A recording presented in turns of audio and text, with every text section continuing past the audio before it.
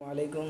সারা দেশ ও বিশ্ব গেছে একটাই আবদার জানাই, যারা যারা আমার ভিডিওটা দেখবেন সবাই একটু মতামত জানাবেন এবং কী করা যায়। আমরা নিজেও চাকরি করি ভাই, আমরাও কোনো কিছু করার মতন নাই। এই যে আমাদের বাংলাদেশে যত জেল হাজতে কোর্টে কাছারিতে আমাদের বুজুর্গ আলেমকল আছেন, তাদেরকে জেলের মাঝে আটকে রাখছে, সাজা প্রাপ্ত দিতেছে। এগুলা কোন কারণে দিতেছে সেটা জানি না। অনেক মানুষের কোনো রিপোর্ট নাই, কোনো কিছু নাই, তাদেরকে জেলের মাধ্যমে আটটাইয়া অনেক রিপোর্ট অত্যাচার করতেছে। কিন্তু এক জেল থেকে আরেক জেল কাছারিতে নেয় যে কী দিয়ে নেয় সেটা আমি আপনাদেরকে বলি। অ্যাম্বুলেন্স দিয়ে নেওয়া হয়, 2-3জনকে অ্যাম্বুলেন্স দিয়ে নেওয়া হয়, আর সবাই বলে মানুষ রুগীর গাড়ি যায়।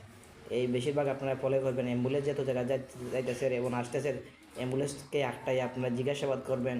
বুজুর্গ আলম যদি থাকে তাদেরকে গাড়ি থেকে হেফাজতে তাদেরকে উদ্ধার করে দিবেন। আর আমার আওতায় যতজন করবে আমি তো ইনশাল্লাহ সবাইকে বাঁচায়া ইসলামের পথে সঠিক পথে এরা চলতেছে আরও চলাইবার মতন তৌফিক দেন। এত আরও বিশ্বের মানুষ যে এগুলো আছে, আমাদের পুলিশ ট্রাস্টের লোক ওগুলো আছে, ওগুলো আজকে 3জন লোককে নিয়ে গেছে আমাদের সামনে, 3জন লোককে অ্যাম্বুলেন্সে করে নিয়ে গেছে, শুধু বুজুর্গ আলেম, ওদের কোনো অপরাধ নাই। অ্যাম্বুলেন্সও করে নিছে, বুঝেন, সুস্থ মানুষকে অসুস্থ করে অ্যাম্বুলেন্স নিয়ে পাচার করছে ওগুলা মানুষ। সবাই মিলে একটু লাইক কমেন্ট শেয়ার করবেন প্লিজ বন্ধুরা।